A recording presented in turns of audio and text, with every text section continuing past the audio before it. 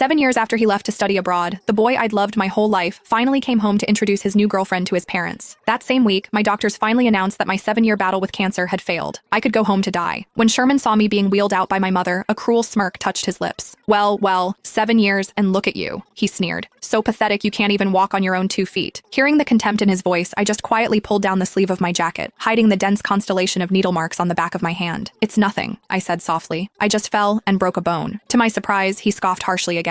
Is that right? Well, since my wedding is coming up, why don't you be my fiancé's bridesmaid? My heart felt like it was being wrenched in two. I forced a faint, bitter smile. I can't. I'm going away on a long journey very soon. Before the words even settled, I signaled my mother to get me out of there. But the moment we got home, Sherman's mother showed up at our door. She walked into the room, refusing to meet my eyes, yet still delivered her cruel request. Nina, I need to ask you a huge favor. Her face was flushed, her meaning clear. In that instant, memories of 7 years ago came flooding back. On the day of my diagnosis, she had barged into my hospital room like a madwoman, dropping to her knees and sobbing uncontrollably. Please don't hold Sherman back. He just got his acceptance letter. If he finds out you're sick, he'll never leave. For the sake of his future, I delayed my treatment and staged a massive betrayal instead. I pretended to cheat, coldly shattering Sherman's heart to force him abroad. Now, she lowered her voice again, whispering like a co-conspirator. Don't blame me, Nina. His current girlfriend is a perfect match for him. I can't let this wedding fall apart. If he finds out the truth about back then, he'll lose it. Then came the knife to the heart. Could you just stay away from him for a while? You don't have much time left anyway, right? The words "don't have much time left" hung heavy in the air. Furious, my mother slammed the pack of adult diapers onto the bed, but I clutched her arm tightly, turning to look at that woman, my voice weak but steady. I promise. I won't tell Sherman the truth. I took a deep breath and continued, but I can't promise not to see him. Through 7 years of agonizing torture, whenever the chemo made me want to give up, I clung to that old photo of us. Countless times in the ICU, it was my mother calling out his name that dragged me back from the brink. I've lost the battle for my life, but in these final moments, I have to see him. It's the only reason I fought so hard to leave the hospital. I thought it was over after his mother left, but when I woke up from a daze, I heard the voice that has haunted my dreams drifting in from the living room. My heart skipped a beat, paralyzed by shock. After all, 7 years ago, he hated my guts. He had stood outside my door like a wounded animal, smashing the windows to demand an explanation. And when I saw him off in the rain, he smashed the phone filled with our memories right in front of me before walking away for good. Yet here he was, standing right in my living room. Through the crack in the door, I instantly read the situation. He was holding his fiancé's hand tightly, facing my mother. He spoke to my mother, his words cutting deep right from the start. Is this about what happened 7 years ago? Is that why you're stopping Nina from being part of the wedding? Without giving her a chance to respond, he nonchalantly twisted the knife. It doesn't matter really. I'm over it. We grew up together after all. Even if we didn't work out as a couple, we can still be friends. Sophie immediately chimed in, her voice dripping with sweetness. Yeah, Sherman told me all about that ancient history. She wore an innocent smile, but every word was a dagger. I know she cheated first, but hey, we were all young and dumb once. It takes two to tango. Honestly, I should thank her. If she hadn't been so blind back then, I wouldn't have snagged such a catch. Then came the real reason. Asking her to help was my idea.